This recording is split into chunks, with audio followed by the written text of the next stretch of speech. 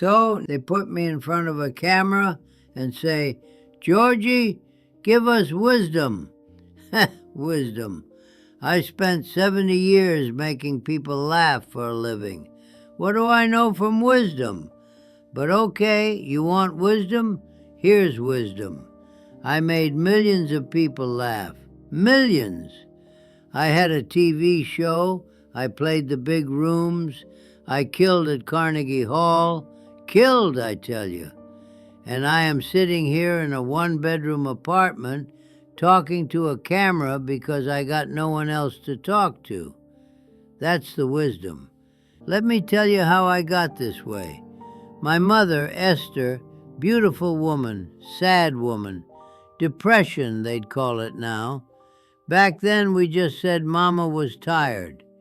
She'd stay in bed for days, and little Georgie figured out that if he could make Mama laugh, she'd get up. She'd make breakfast. She'd be okay. So I became funny. 6 years old, I'm doing bits. I'm tap dancing. I'm making faces. Whatever it takes to get Mama out of bed. And it worked. It worked on Mama. It worked on the kids at school. It worked on everybody. You're funny, people love you. You're funny, people want you around. You're funny, nobody asks how you're actually feeling. That's the trick I learned at 6 years old that ruined my whole life. Be funny, and you never have to be real. So here's your first lesson, and pay attention because I'm going to say something a 97-year-old comedian should never say. Not everything needs to be a joke. If you're the funny one in your group, the one who always keeps it light, the one who deflects with humor, stop.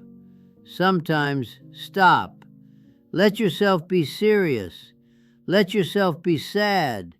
Let people see the real you. Because if you don't, they'll love the act. But they won't love you. They can't. They don't know you. I married Sylvia Roth in 1954. Gorgeous woman, a dancer, legs like you wouldn't believe. Listen to me, still doing the bit. She was more than gorgeous. She was real. She was honest. She'd tell you exactly what she thought. No performance, no games. I loved that about her. And I couldn't give her the same thing back. Every conversation I made into a routine. She'd ask how I was feeling. I'd do a bit. She'd try to talk about something serious. Punchline. She told me once, she said, "Georgie, I feel like I'm married to a talk show, not a person." I laughed. I made a joke about it. Of course I did. She left in 1971. 17 years of marriage, and she said, "I can't do this anymore. I want a husband, not a headliner." She remarried a guy named Frank, insurance salesman, not a funny bone in his body. And you know what? She was happy, really happy, for 30 years. She died in 2015. I went to the funeral, and Frank, this boring, normal guy, he was destroyed. You know why? Because he actually let her in. He gave her a real husband. I gave her a show. So here's the second lesson. The person you love doesn't need you to be entertaining. They need you to be present. They need you to be honest. They need you to shut up with the jokes sometimes and just say, "I'm scared," or "I love you," or "I don't know what I'm doing."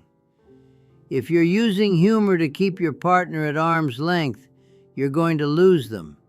And they'll find someone boring who makes them feel more loved than you ever did. My son Danny, born 1957, he's 68 years old now. A therapist, if you can believe it. My son, a therapist. I made that joke for years. My son became a therapist. Wonder who he's working through. Big laughs. Always got big laughs. Danny doesn't think it's funny. Danny told me once, maybe 10 years ago, we were having dinner, one of our twice-a-year dinners. He said, "Dad, I've never had a real conversation with you in my life. Every time I try to talk to you, you do a bit. I don't know who you are. I never have." I didn't have a joke for that. First time in maybe 60 years I didn't have a comeback, because he was right. My own son grew up in my house and he doesn't know me, because I never let him. I was too busy being funny. I was too busy getting the laugh, and I missed him. I missed his whole childhood. I was there every day, but I wasn't really there. I was performing. For my own kid, I was performing. If you have children, listen to me. They don't need you to be clever.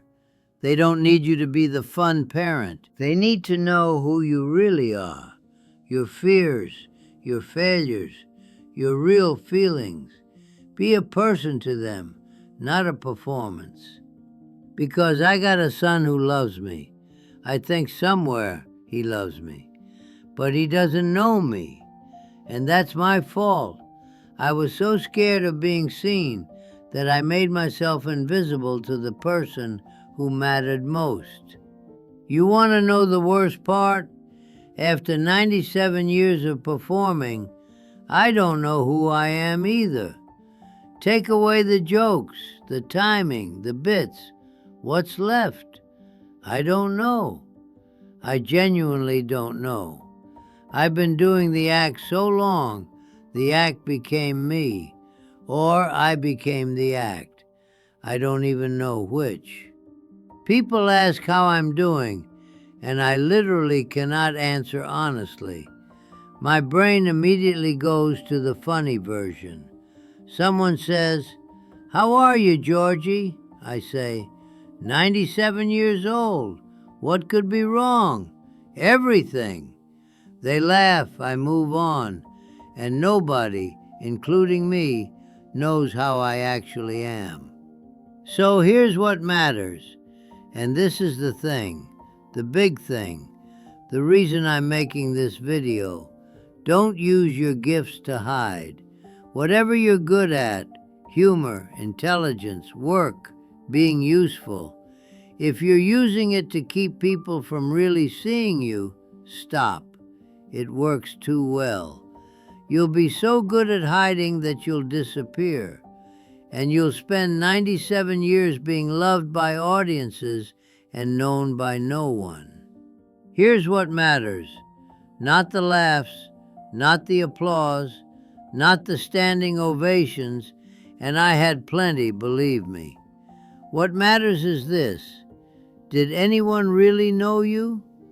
Did you let anyone in? Did you ever take off the mask and let another human being see your actual face? I didn't.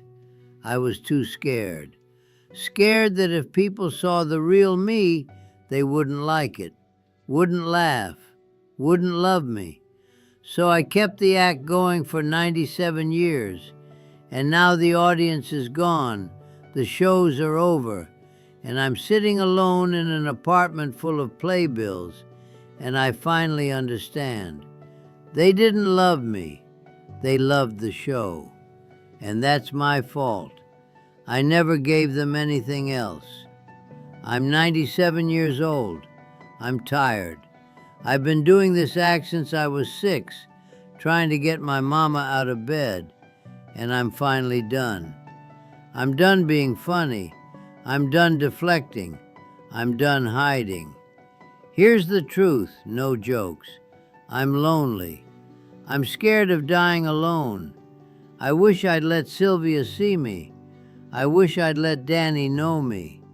I wish just once I'd had the courage to not be funny, to say, "I'm hurting," or "I need you," or "I don't have a joke right now. I just need someone to sit with me." So that's what matters. That's the wisdom from 97 years. Be real. Be seen. Let people know you, the actual you, not the version you think they want. Because the version they want, it's lonely being that person. Trust me, it's the loneliest thing in the world. And look, I know I'm ending on a down note. Bad show business. You're supposed to leave them laughing. But I'm 97. What are they going to do, fire me? Go call someone you love. Tell them something real. And if they make a joke, don't let them off the hook. I should call Danny. I should tell him, yeah, I should call Danny.